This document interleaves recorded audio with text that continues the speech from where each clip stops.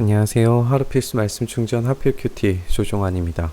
오늘 함께 나눌 하나님 말씀은 이사야서 51장 9절에서 23절까지 말씀입니다. 네, 어제 본문을 함께 좀 생각을 해보면 어제 이제 구원의 과정에 대해서 우리가 한번 생각을 해봤어요. 죄 가운데에서 하나님의 종을 통하여 다시금 소생하게 되는 시혼, 에덴처럼 변하게 되는 시온에 대해서 우리가 생각을 했습니다. 이 이야기를 들은 선지자의 이제 반응이 하나님 이제 이 고통스러운 상황을 지금 당장 해결하시고 그 일들을 속히 이루어 달라라고 하는 이야기를 하나님께 올리게 됩니다. 본문 한번 읽어보시죠. 깨어나십시오. 깨어나십시오. 힘으로 무장하십시오. 주님의 팔이여 오래전 옛날처럼 깨어나십시오. 라합을 토막내시고 용을 찌르시던 바로 그 팔이 아니십니까?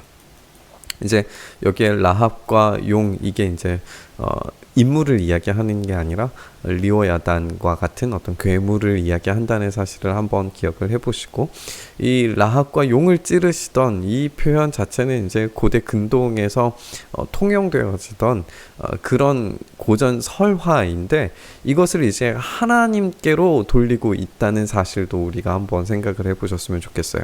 이것은 이방신들이 한 게 아니라 하나님께서 하신 일이고, 하나님께서 물리치셨기 때문에 그 강력한 힘을 발현하셔서 지금 이 라합처럼 용처럼 강대해져 있는 이방 세력들을 하나님께서 한순간에 물리치시는, 이 시온을 다시금 에덴처럼 만드시는 그 일들을 속히 해달라고 하는 그런 간절한 부르짖음입니다.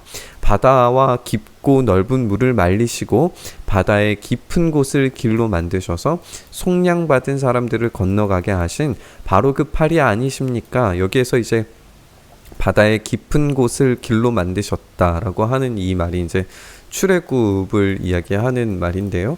이 출애굽의 이야기가 바다 깊은 곳, 그리고 또 라합과 용이라고 하는 것들이 사는 것이 이제 바다였기 때문에 이 출애굽 사건과 이 라합과 용으로 대비되는 이 바벨론, 페르시아를 물리치시는 그런 강대한 능력의 하나님을 지금 이야기하고 있는 거예요. 그 팔이 지금 속히 속량받은 사람들을 건너가게 하셨던 그 옛날처럼 지금 속히 그 일들을 행하여 달라라고 하는 그런 이야기인 거죠. 주님께 속량받은 사람들이 예루살렘으로 돌아올 것입니다. 그들이 기뻐 노래하며 시온에 이를 것입니다.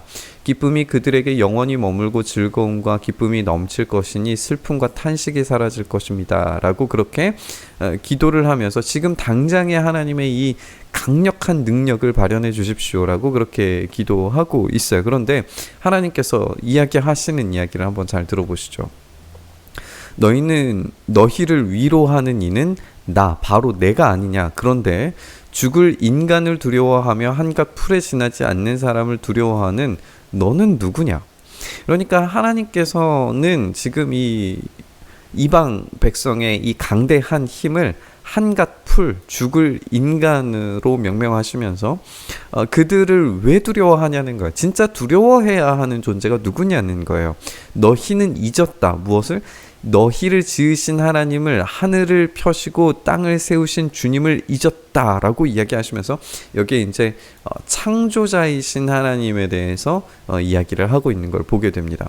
그러니까 지금 이 선지자는 하나님께 그 하나님의 종을 통하여서 그 일들을 속히 행하여 달라라고 그렇게 기도하고 있지만, 이 기도에 반응하시는 하나님은 내가 모든 것들을 창조했고 내가 모든 것들을 관리하고 있는데 너는 도대체 무엇을 두려워하길래 그것을 빨리 속히 없애달라고 지금 요구하는가, 누구를 진짜 두려워해야 하는가 이야기하고 계시는 겁니다.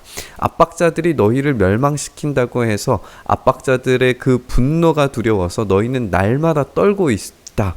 그러나 압박자들의 분노가 어디에 있느냐? 갇혀있는 포로들이 이제 곧 풀려난다. 그들은 오래오래 살 것이며 먹거리가 모자라지도 않을 것이다. 나는 주 너의 하나님이다.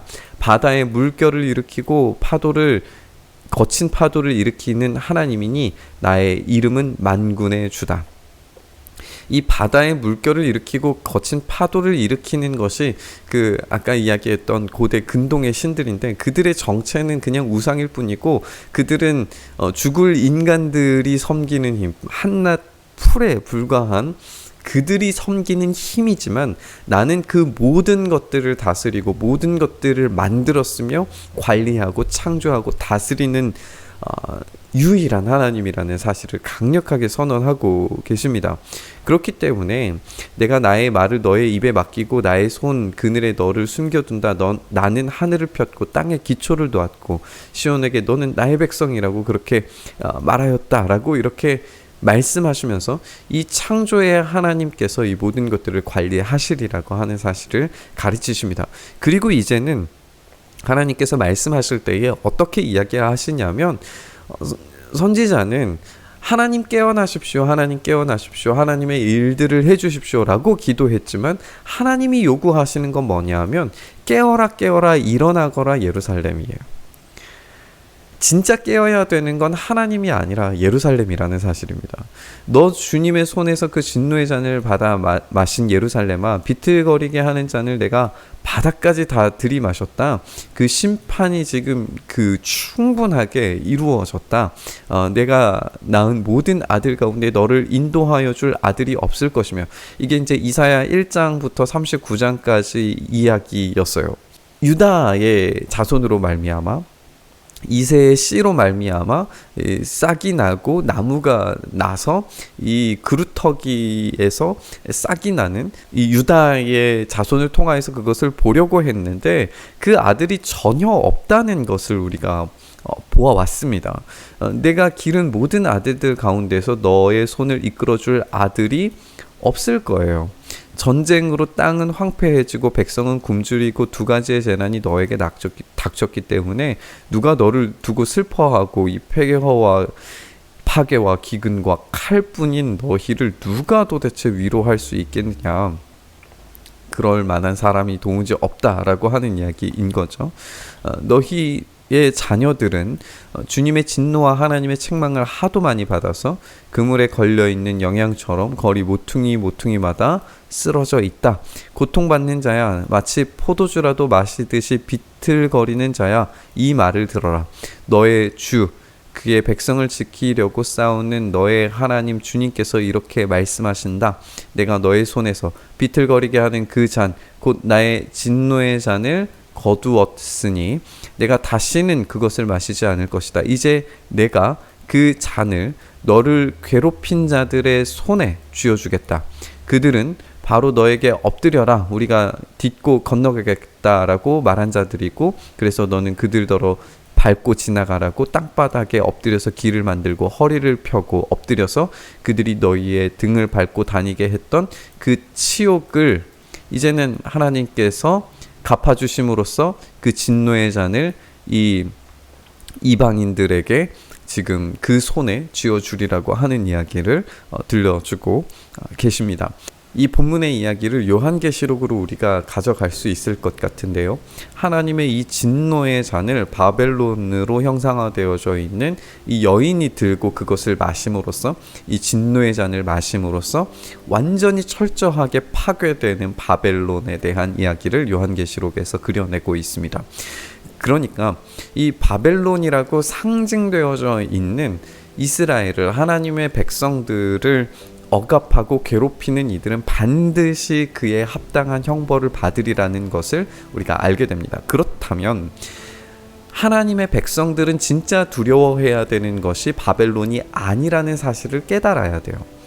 그것을 깨닫고 깨어나서 정신이 깨워져서 그들이 다시금 하나님 앞으로 돌아가서 이 모든 것들을 창조하고 관리하시는 하나님께로 돌아가서 그들이 누구를 제대로 섬기고 누구를 제대로 듣고 봐야 하는지에 대해서 알고 반응해야 돼요. 그게 주님의 종이 될 것이고, 그 주님의 종은 도무지 이 유다의 왕들을 통하여서는 발견할 수 없다는 사실까지 우리가 알게 됩니다. 그래서 우리는 진짜 그 이새의 뿌리로부터 나오는 그 씨앗, 참된 열매를 맺는 그 나무가 누구로부터 나오게 될 것인가에 대해서 주목하여 보아야 할 거예요. 그렇게 보았을 때 우리가 오로지 예수 그리스도를 통하여서만이 이 승리하시는 하나님을 발견할 수 있게 되고, 예수 그리스도를 통하여서만이 이 모든 압제자들과 힘 있는 권세자들의 세력들이 무너지게 되리라는 것을 우리가 알게 됩니다. 이렇게 이사야서가 우리에게 들려주는 이야기는 정말 성경의 전체의 맥락 가운데 중요한 흐름들을 정말 잘 담아내고 있어요. 오늘 우리가 이 말씀 묵상할 때 두 가지를 생각했으면 좋겠습니다. 우리는 하나님을 향하여서 깨어나십시오, 깨어나십시오, 속히 나의 인생의 문제를 해결해 주십시오 라고 그렇게 기도하지만, 하나님께서 우리에게 그 응답을 주실 때에는 깨어나라, 깨어나라 이스라엘. 누가 진짜 너의 참된 하나님인가? 누가 너의 인생을 만들고 누가 너의 인생을 관리하며 창조한 창조주인가에 대해서 제대로 듣고 제대로 보고 제대로 알라라고 오늘 우리에게 요구하신다는 사실을 우리가 기억해 봤으면 좋겠습니다. 그 창조자이신 하나님께서 순식간에 우리의 그런 치욕스러운 상황들을 뒤집어 놓으시고 변화시키시리라는 것을, 우리 예수님께서 마지막 순간에 오셨을 때에 그 모든 상황들이 정리될 것을 우리가 믿음으로, 알므로, 고백함으로써 우리의 삶의 인내를 온전히 이룰 수 있다는 사실을 우리가 기억하면서 이 본문 함께 묵상했으면 좋겠습니다. 그렇게 오늘 우리의 영혼이 깨어나는 그런 일들이 일어나게 해달라고 이 본문 앞에서 우리 함께 간절히 기도하시죠.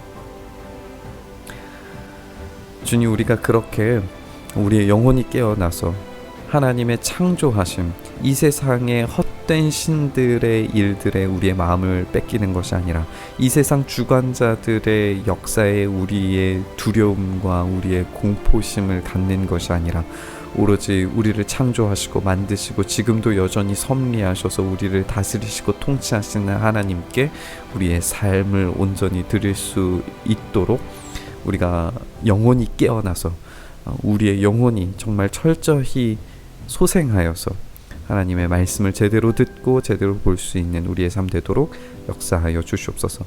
그렇게 우리의 삶을 깨우시기를 간절히 소망하며 우리 주님 예수 그리스도의 이름으로 기도드리옵나이다. 아멘.